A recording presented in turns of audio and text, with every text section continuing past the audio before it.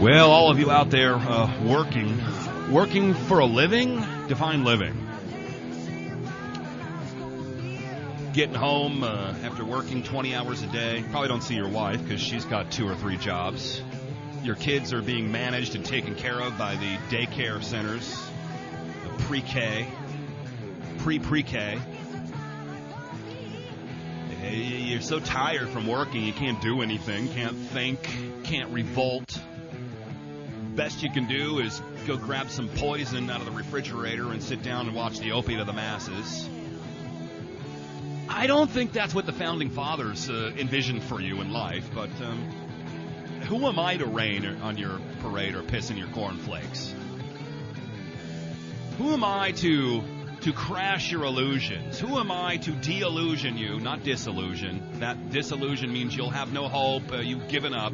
De-illusion means you've figured it out, you've cracked the code, you've broken the matrix, you realize that everything around you is likely an illusion. So keep working, slaves.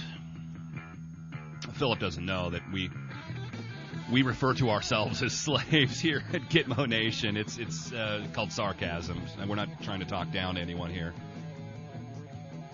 Certainly not. Phillip Francis Tourney is a radio host. Your voice counts at republicbroadcasting.org, which, by the way, is a network I helped start, and now I can't go on as a guest. That's terrible. I was a very bad talk show host. He is the author of What I Saw That Day. 3-time USS Liberty Veterans president and a radio host, author, lecturer, and just all-around great guy. He did survive. That's the great news. He survived. He's one of the survivors from the USS Liberty attack back in 1967, the 45th anniversary of which happens tomorrow. I'm just so honored to have you, Phillip, on the show with us today. Phillip Tourney. Hey, well, thank you very much, Jack. And excuse me, I must say, this wonderful picture you have up on your Skype is just, I didn't know you were that good looking. I'm not. That is Charles Bukowski. He's that good looking. Yeah, well, thank you again for coming, letting me come on your show. And I did not know that you were affiliated with RBN until just a moment ago. I'm sorry that you can't even get back on the air. I know. Well, I was a bad boy. I was a bad talk show host, and I'm not a very good follower sometimes. I know you're not, so hopefully things have changed over there. Look, let me first apologize for making you go through all of this again. You speak, and people ask you to speak all the time to talk about the USS Liberty and the state of affairs, foreign policy with Israel and whatnot, and I know it's not easy for you to do it, and I know you do it because you want to have a better world for our children and you want people to get this information, but I know it's not easy, so I apologize to make you go through this all again, Phillip, but you did survive the USS Liberty, and it is just one of the least talked about and most important subjects, I think, out there. So here's the anniversary. We got to get you. Well, it is. It becomes almost something that has taken over my life. And, that is kind of a sad thing, and it's a good thing in a way to get the word out. But I do talk about it quite a bit, and it is a subject that hits a raw nerve with all the survivors and their families. And the people that really learn about it is the fact that our friends, the Israelis, are not our friends. They are our mortal enemies. And I say that firsthand. They not only kill Americans on the high seas and get by with it with the help of our government covering it up, they steal our most important secrets, or they're given away like people like John Pollard that are shared throughout the world with the Chinese, the Russians, or anybody else that is a enemy of the United States. And we continue to give them millions and millions of dollars a day because of our bought and paid Congress of the United States that is run by the ADL and AIPAC, and it all comes down to money and getting elected again. And if you get on the wrong side of AIPAC, you will not get elected. Yeah. There's no doubt about it. No, we can ask. There's a lot of people we can ask about that.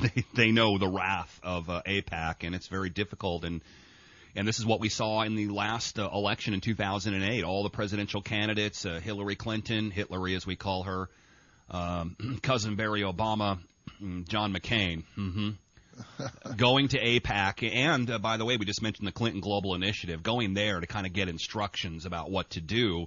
That must really have driven you. We're going to go into the story and what you did see that day and what did happen, and we've got about 40 minutes here to get into some of that. But I got to just say, that must have really drove you nuts to see John McCain get the nomination for president in the last go-around. Oh, did it ever? It was like getting hit by a bolt of lightning when he got the nomination because, I do understand that he was a POW and he served his country and all that, but his master now is not his own person, his own self.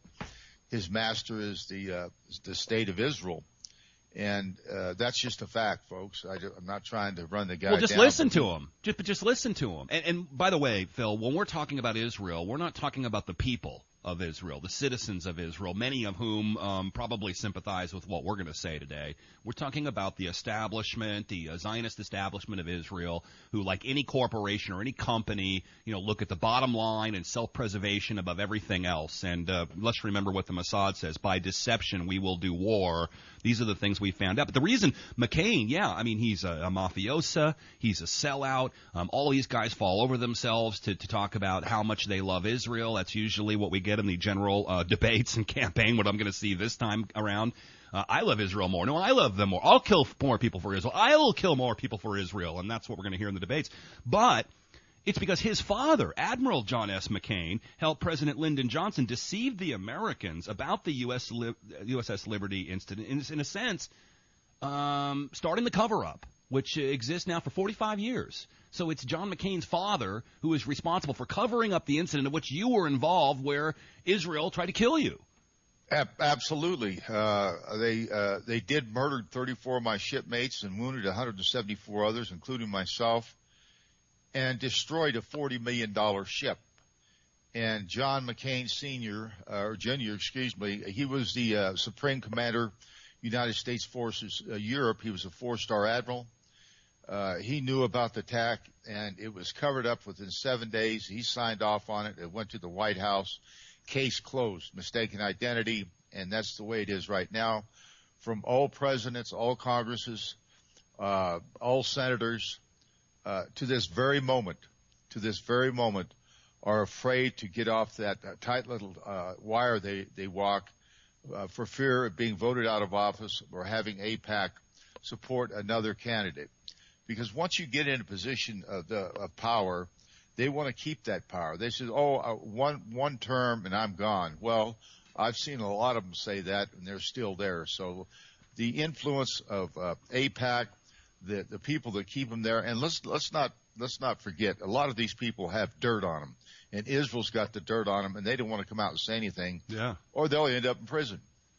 Yeah, that's when I see some big politician, and they get smeared. You look at John Edwards or something, for just one example. You realize they must have fallen on the wrong side of somebody, because they all have something on them, and we don't ever hear about it unless they've been bad boys. They've done something wrong, or they have not taken orders, or maybe their butt got too big for their britches. And that's when they're taken out. Paul Finley, good example. 11-term Republican from Illinois from 61 to 83. During his 11th term, he suggested that if there was a peace talk between Israel and the Palestinians, Tel Aviv should talk about the PLO. He also, I believe, talked about your incident, the USS Liberty. And who was he replaced by? A loyal Israel congressman.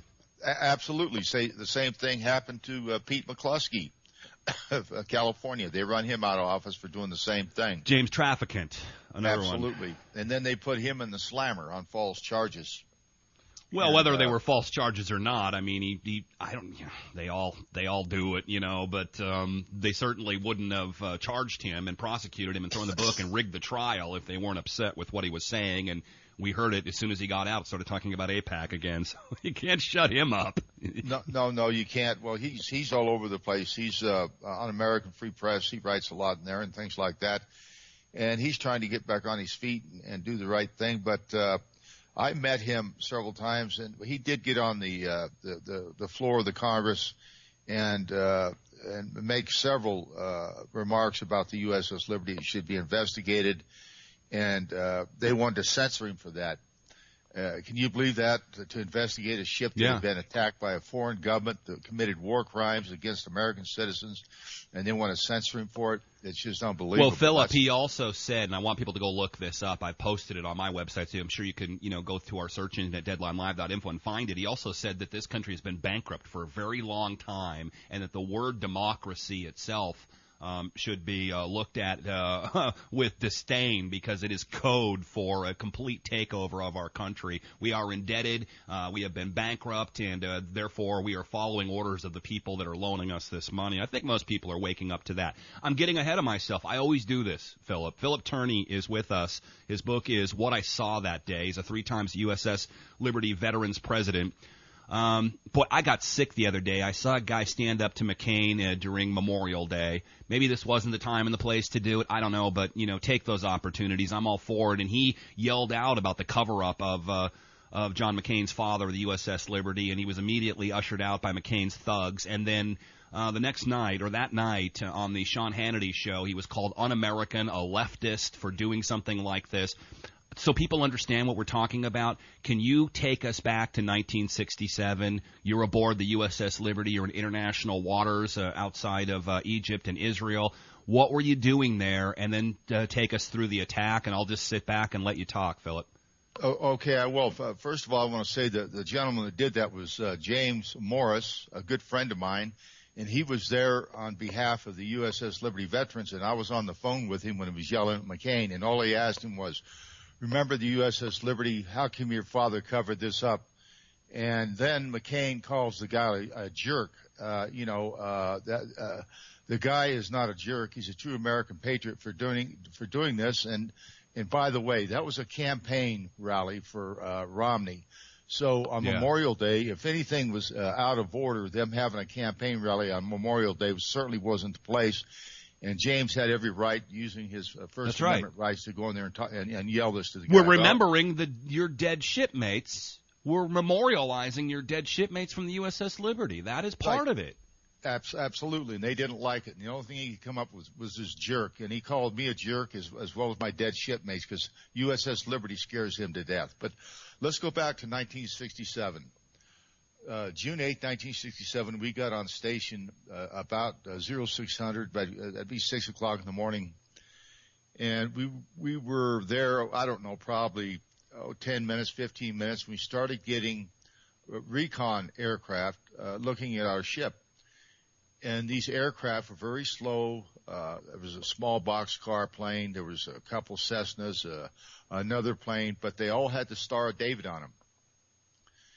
And they did this for hours and hours, no doubt, taking pictures of the ship and so on and so forth. They came so close to the ship that they would rattle the deck plates. That's how close they came. The pilots would wave at us, and we'd wave at them. We were very, very calm and collected to know our good friends and allies, our best buddies in the whole wide world, were there to protect us in case anything happened. That's the way we felt, because they are, or were, we thought, our bestest buddies, best allies in the world. So at 2 o'clock, the attack began with the French-built Mirage jets. They took out all of our signal antennas. Now, you got to remember, this ship was the most sophisticated spy platform in the world at that time, floating platform. We could bounce messages off the moon within seconds. It would go back to National Security Agency. Now, this is back in 1967, 45 years ago, so you can imagine what they can do today. But we lost all of our communications. We had no way to communicate.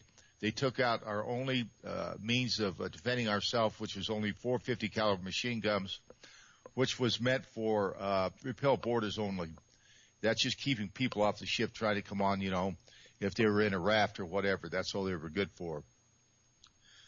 Luckily, Terry Haldibardier strung a long wire, and got a message out that we were under attack by unmarked jet aircraft. Now that's very key to this. These planes were unmarked. We don't know who was attacking us. We assumed it was a foreign government, Egypt, or some other foreign government in that area. Jordan. It could have been anybody. We didn't know. So it was just a bloodbath. I mean, men cut in half by rockets and cannons. Two good friends of mine in the starboard gun mount, which I had just left 5 minutes before the attack started, were blown completely into bits. They were like hamburger. I hate to say this over the air, but it's the truth. Don't pull any punches on this. Yeah, they were unrecognizable. It was just unbelievable. Arms, heads missing. It was just, it's a sight that you never want to see. I mean, there were so many badly wounded men aboard that ship. There were 147 wounded, and most of them were very, very seriously wounded. I was part of the walking wounded. I was very lucky. I was wounded, but I was the walking wounded, where I could still perform my duties. So we got a message out to the Sixth Fleet under attack by unmarked jet aircraft. Captain Tolley off the USS Saratoga immediately launched aircraft to come to our aid. They were recalled even before they hit the horizon. He went to his next superior officer, which was Admiral Burgeis, and asked him why they recalled the aircraft. He says they were recalled by McNamara, and he brought the planes back. Captain Boston reconfigured these airplanes and sent them again on his own orders. He said, I'm sending a help to these people.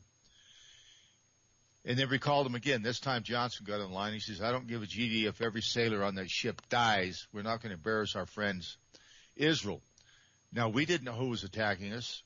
So how did Johnson know who was attacking us? Very interesting. Yeah. So the only conclusion we can come up was we were set up from the get-go by our government and the government of Israel to sink us, blame it on a foreign country, Egypt, which there were jet aircraft in the air to incinerate Egypt within 2 minutes. If our ship would have went down, they called those planes back within 2 minutes. Or Cairo. It was a Gulf of Tonkin, which did happen, I guess, just a little bit after that, didn't it? I think that was '68 that happened. If I'm not, I might be off on that day. It happened before the Liberty. Before, okay, my bad. And then the USS Maine, the Lusitania, obviously 9/11, a false flag event. You believe that might have been the circumstances, the reason that this was initiated? Oh, absolutely, and let's not forget the Lavon affair too, when the Israelis got caught dressed up in Arab garb trying to blow up some British citizens, and they got busted. They got caught, but these people were so brutal to us, Jack. So brutal. We only had 3 life rafts left. I cut one of them over the side myself. It inflated. 2 more were put on the port side. It's the only life rafts we had left. And we had enough life rafts on that ship for 294 souls, and we only had 3 left. They were so ruthless because we were going to put our most seriously wounded in them to try to save their lives. They shot the life rafts out of the water. No survivors would be taken. They shot 2 of them out of the water and took 1 aboard their boat as a trophy. And I hear it's in a museum somewhere in Tel Aviv, as a trophy to their murderous, slaughterous, devious kill against their American friends. Without the support of the United States, they wouldn't exist anyway. So it went on that way, and it was a 2-hour attack about as long as Pearl Harbor. We never did get see any help for 18 hours. 18 hours after fact, and help was only 12 to 14 minutes away. They didn't even send a Piper Cub to see how, what was going on with us. They just left us out there. They were hoping we would sink, fall apart, still blame it on a foreign government, and the gig was up. But we identified who was attacking us, the Israelis, because the Israelis on their torpedo boats had their flags flying, and we were stunned when they came out. Well, we thought, first of all, they're here to help us, but no, they weren't. Just as soon as they got within about 1,000 yards, they dropped 5 torpedoes in the water, 5 of them. 4 of them missed. How, I don't know. I saw 2 of them go past the stern of the ship, and then 1 hit right in the middle of the ship, right in the CT spaces where the communications technicians are, the spooks, the spies.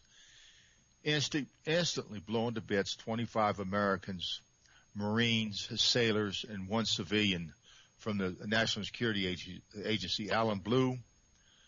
Several days after that, the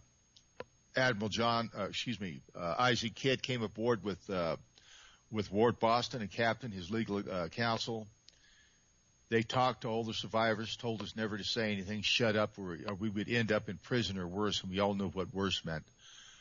And then they dispersed the crew. I did stay aboard the ship, took it to Malta, and then brought it back to the United States. I had a chance to get off that ship. There was no way I was going to leave that ship after what we had just gone through. I was going to bring her back to the States. I knew that for sure. So that's pretty much the story. It's been covered up for the last 45 years, and it'll probably be covered up for the next 45 years. They're just waiting for us all to die out, Jack. Yeah. I'm getting older. I'm 65. I'll be soon be 66. A lot of the guys are, in their mid-70s, some of them in their 80s. So, again, they're just waiting for us to die out, and hopefully the story will die out too. I don't think the story will die out, but none of the survivors will be here except like on tape or whatever to tell the story. Yeah, well, that's why we're getting you on the record today. Phillip Tourney is with us on the show, talking about his experiences on the USS Liberty 45 years ago tomorrow. When you mentioned the torpedoes, I thought that was that's a pretty good detail, because the Israelis had said that they thought this was an Egyptian barge, and that's why they attacked it. But if they set the depth for their torpedoes for an Egyptian barge, they would have missed. And they had to set at a certain depth to create the havoc and destruction on the USS Liberty that would not have existed if it was an Egyptian barge. That seems to me to be somewhat of a smoking gun, other than you here just telling us this. But even if you weren't, that's one of the things. There are many things, including the accounts of LBJ, Lyndon Baines Johnson, the president who took over after Kennedy was assassinated. Yes. But what did he say? Put that goddamn ship on the bottom of the ocean. Get rid of it. Absolutely. And our American flag was flying at all times. They shot two of them down. Then we hoisted what they call holiday colors, which was 7 by 13 feet. That's a very, very large flag. It was blowing in the wind. I saw the flag, all the flags, in fact. And even the Israelis admitted on a film called Loss of Liberty, they knew we were an American. We were on their war table. But they changed the watch. They took our ship off the war table and forgot we were there. That's their excuse. Incompetence. They forgot we were there. Yeah, that's the same thing they try to tell us about 9/11 and how they had prior knowledge to 9/11 and all the rest of it is incompetence. They were just incompetent, and they're sorry. They're very sorry about it. All the people that were incompetent got medals and were promoted, but and they're still in government today. They're still overseeing our intelligence community, et cetera. But they're sorry that it was incompetence, and I'm sure that works for some people. It doesn't work for me, Phillip. It doesn't work for me either. And as you probably know, the government of Turkey has put out warrants for the arrest of 4 high Israeli generals. One of them was going to go to, I believe it was Great Britain. He decided not to go at the last minute. The reason is that I believe Great Britain and Turkey have an extradition treaty. They're in NATO together, and they would have arrested him on the spot as soon as he got on that. That General soil. Ashkenazi. Yes. Yeah. And it's too bad he didn't go because I'd love to see him go on trial for what they did aboard the ship Mara. I forget the name of it. Marvy, or yes. We had Ed Peck actually on the show, and he was on that ship and told us exactly what happened, and it was a wipeout. They went in to kill those people and to send a message to anyone else who would bring a flotilla, which had food and medicine for the Palestinians, and was a Turkish ship, by the way. And they wanted to send a message, didn't they, Phillip? They sent a heck of a message, and again, they blamed it all on the people that was on the ship, that they attacked the soldiers coming down. Well, whether they attacked them or not, they were boarding a flagged vessel in international waters. They had every right to protect themselves. And for their excuses, and they always get by with it. I mean, nobody says anything. Nobody does anything but China and Russia. They just vetoed another bill that Israel wanted to go through the UN very, very badly, but they vetoed it. So, just like the Iraq War, that war was fought only for one reason, and that was for the state of Israel. And our lying buddy, George W. Bush, got up in front of the people of the United States and the United Nations and lied through his tooth. And so did a very distinguished general, Colin Powell, lied too. And, I had a lot of respect for that man. I have no respect for either one of those men. He allegedly feels bad about that now, though. What was interesting is I interviewed Tim Russert once on this show, the late Tim Russert, and I really got into that whole Colin Powell. People can listen to that on our website at deadlinelive.info in our archived vintage section.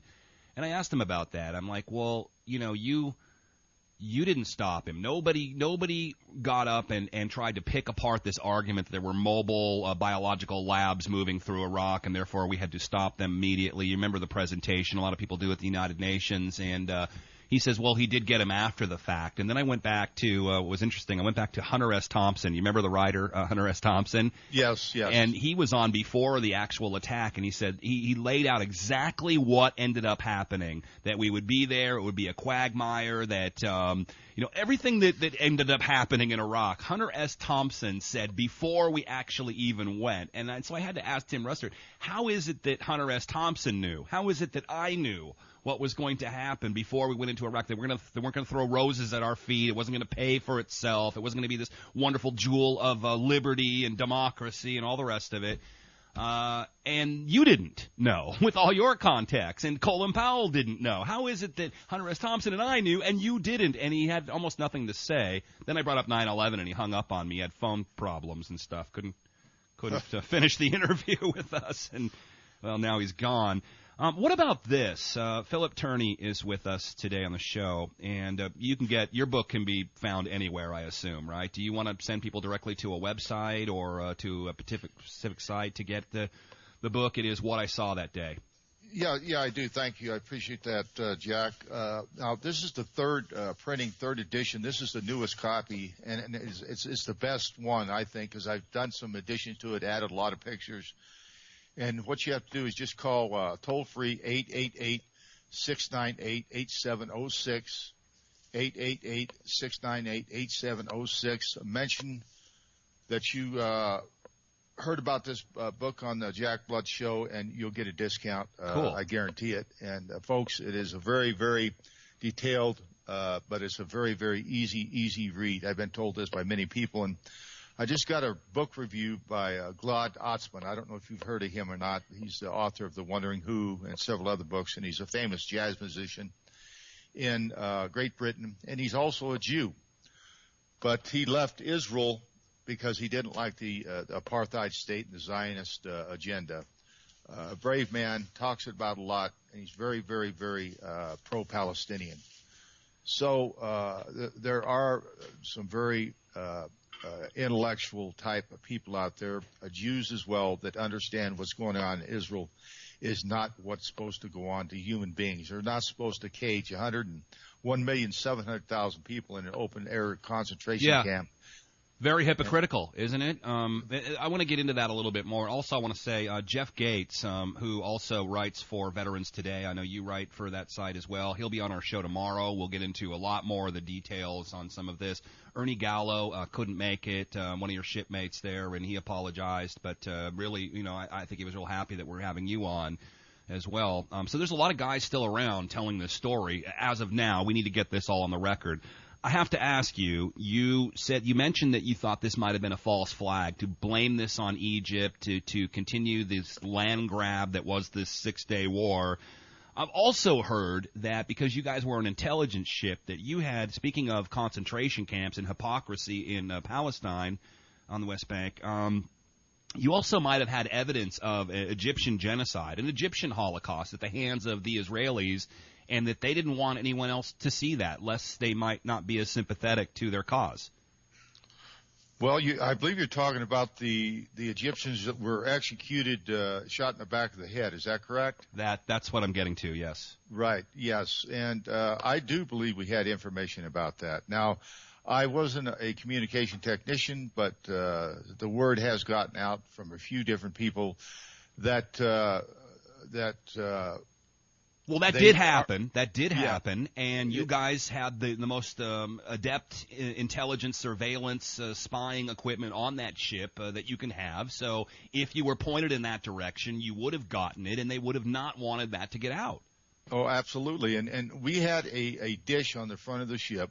It was a camera, and it was so powerful. You could pick up a gnat's rear end. If you could see the horizon, it would be like being right in your hand. That's how powerful that camera was. So they might have had that on film. I don't know for sure, but they very well could have, because we were right there in that area where it happened. And by the way, we did not supposedly have any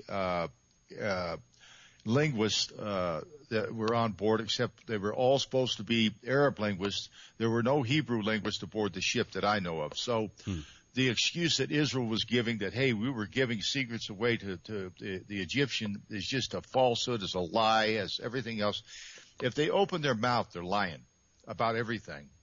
And they always have, and they always will. It's just a way of life for them. Yeah. And it's just how did you survive, Phillip? What do you accredit? I mean, is this just how did you make it and so many people didn't? How did they leave anybody alive after the napalm, the machine gunning of the life rafts, the torpedoing, the consistent bombing that went on and on and on and on and on for all this time? How did anybody, let alone you, how did you guys make it out of there? How did they mess that up? The only thing I can attribute to is an act of God. I really do, or something saved us. But the real icing on the cake to this is after they run out of ammunition on the torpedo boats, they sent troop helicopters in to get us, troop carrying helicopters. They were within seconds of boarding our ship. They were so close to us, I could see their eyeballs. I mean, they were smiling. They had their foot on the skid of the helicopter with machine guns ready to board our ship and kill us all off. And all of a sudden they took off. They were gone. And the reason we found out later that they left is they got an incorrect message that help was only a few seconds away, a few minutes away. So that run them off, but that was the only thing that saved us. And how we all survived, I have no idea. We had almost a 40 by 40 foot torpedo hole in the ship, over 850 rocket and cannon holes, over 5,000 armor-piercing bullets, napalm burning us up, and them shooting at everything that moved. Anything that moved, they shot at. They would shoot at our firefighters, stretcher bearers, anybody that moved. It was just one horrific, hellish day that has lasted in my life for the last 45 years. Do you have PTSD or anything due to this, or would you not want to give it that much credit? Well, I do have PTSD. I was diagnosed with it. I didn't know what I had. About 20 years ago, I did go to the Veterans Hospital when I first got out because I couldn't sleep, I couldn't eat. All I was doing was, drinking a lot of whiskey and not doing much of nothing. And they turned me away. They said that there was never an attack on an American ship and that I was making all this up. So right. I never went back to the VA until a friend of mine, Ron Kukl, said, "Hey, you got to go, man." Because they got this thing called post-traumatic stress disorder, and they do recognize it now. And then I found out why I was having all these nightmares and why I was always mad and always disgusted. And I tried to turn that into a positive by writing, by getting on radio shows, getting my own radio show, being on shows like yours to get the word out. And that's the way I fight back at them. But after all they did to us, we didn't fire a shot and we kicked their ass. They got to be scratching their heads about this one. Yeah. They got to be scratching their heads. An unarmed ship, we didn't fire not even a shot at them, and we beat them. We flat beat them, and we're alive here to tell them about it.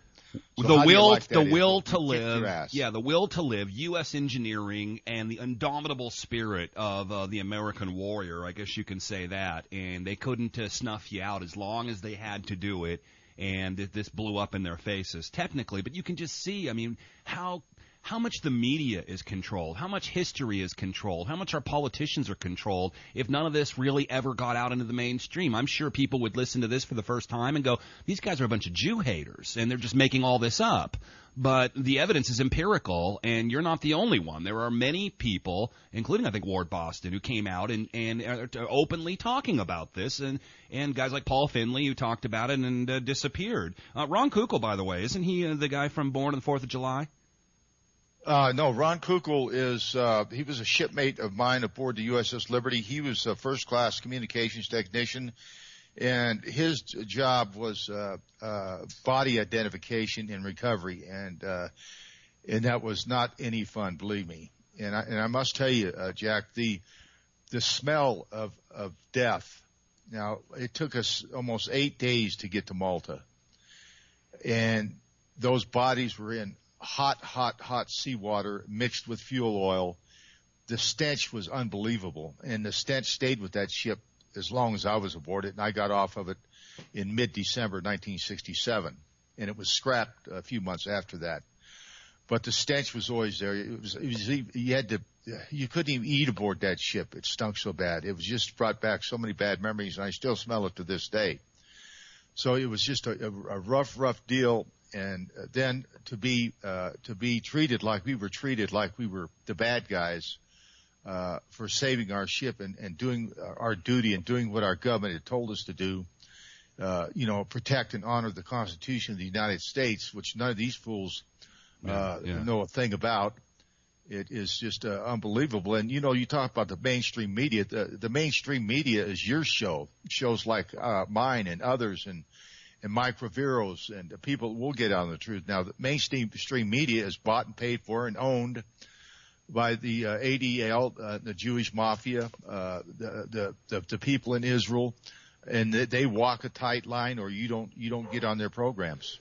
Well, and there's their agenda, and that's why we're called No Agenda Radio here. Ron Kukl actually sent me a thing today. That's why he was in my mind. I knew him from somewhere. Ron Kovacs is the guy from Born on 4th of July. Right. Yeah, it sounds so similar that here I am doing live radio. Sometimes I mess up. Phil, you do it too. So live radio, you're going to make some mistakes, and that's because this isn't scripted.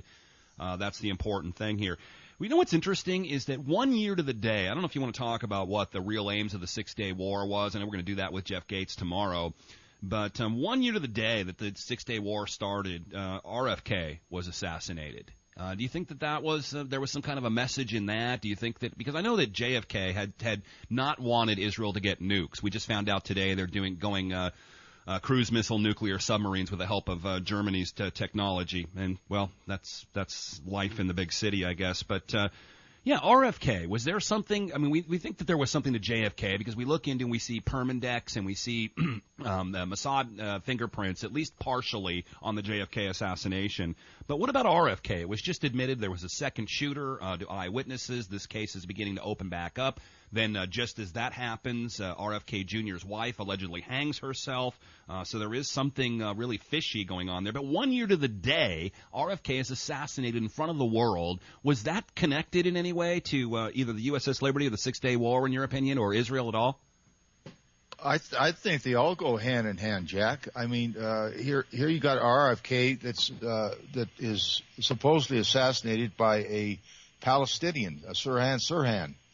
And exactly, I don't know exactly how these people work or how they get them to do these things, but I've got to believe Johnson, JFK, RFK, USS Liberty, 911, all of them got the fingerprints of our friends in Israel on them, and that's just the way I believe. Well, you have every right, after what you went through, you have every right to take that position and to dedicate your life to exposing this. There's no doubt about it. Your show is on the Republic Broadcasting Network, republicbroadcasting.org, I think it is, or .com. I think you can get it a bunch of different ways. You're on 6 o'clock Central, 7 o'clock Eastern Time every Saturday night live over there, and I hope people go check you out, and I'm listening to you, so I appreciate what you're doing, and maybe we won't agree on everything, but that's not the point. Let's get to the truth. Do you have? I only have 2 minutes left, and I got to hit my ender here. So do you have like maybe a 1 minute statement you want to add to everything today, Phillip Tourney? Sure, I do. Excuse me. Sure, I do. Jack, first of all, thank you very much for your patriotism and what you're doing for America. It's very honorable and a very I try. Unselfish way to get the word out. You're doing it. It's a career killer, also, as you know. Yeah, absolutely. And your guest tomorrow, Jeff Gates, is just one super great guy. You're going to enjoy him a bunch. I respect Jeff so much. He's a great guy. I know him very well. If you would please tell him I said hello and good luck. And again, I appreciate being on your show. Perhaps I can get you on my show sometime if you don't mind coming on RBN. I'll do it if they let you. Don't tell them before you put me on, though. Okay, that's fair enough. Just pop me on. They're not going to say anything to you, Phillip. I can guarantee you that. All right, there he goes. Thank you so much for joining us today. We'll continue this discussion tomorrow because it just deserves and needs more time. Hey, best to you. You keep the faith and stay bold, Phillip. Appreciate you being on. You bet. Thank you. All right, we're out backstage for the No Agenda Show. Adam Curry and John C. Dvorak. I know it's going to be a good one today. It always is. Stay tuned. Backstage coming up for 15 minutes just to stay afloat. And then at the top of the hour, they'll come on, and you'll get about 3 hours of amazing information. I'm Jack Blood. We're out of here. Stay bold and stay tuned. Tell people about DeadlineLive.info and the Jack Blood Show. Thanks.